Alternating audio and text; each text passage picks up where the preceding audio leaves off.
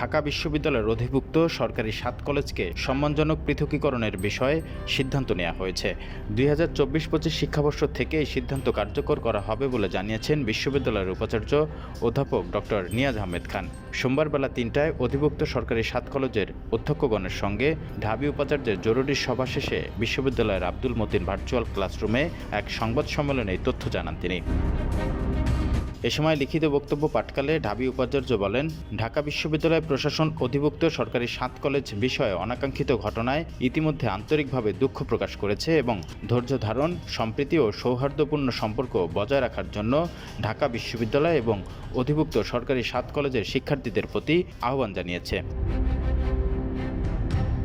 সোমবার দুপুরে 12:30টায় অধিভুক্ত সরকারি ৭ কলেজের অধ্যক্ষগণের সঙ্গে ঢাবি উপাচার্যের সভাপতিত্বে বিশ্ববিদ্যালয় প্রশাসনের এক জরুরি সভা অনুষ্ঠিত হয়। সভায় সার্বিক বিষয়ে আলোচনা করে 5টি বিষয়ে সিদ্ধান্ত গৃহীত হয়।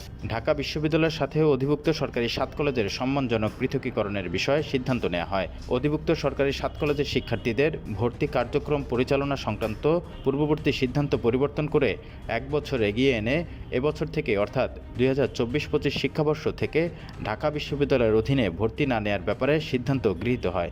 শিক্ষার্থীদের দাবি অনুযায়ী 29 ডিসেম্বর 2024 তারিখে শিক্ষা মন্ত্রণালয় কর্তৃক গঠিত বিশেষজ্ঞ কমিটির মাধ্যমে 2024-25 শিক্ষাবর্ষ থেকে পরবর্তী শিক্ষাবর্ষের কার্যক্রম পরিচালনা করার জন্য সভায় জোর সুপারিশ করা হয়। 2024-25 শিক্ষাবর্ষ থেকে শিক্ষার্থীদের দাবি অনুযায়ী আসন সংখ্যা ও ভর্তি ফি নির্ধারণ সহ যাবতীয় বিষয়ে মন্ত্রণালয় কর্তৃক গঠিত বিশেষজ্ঞ কমিটি সিদ্ধান্ত গ্রহণ করবে।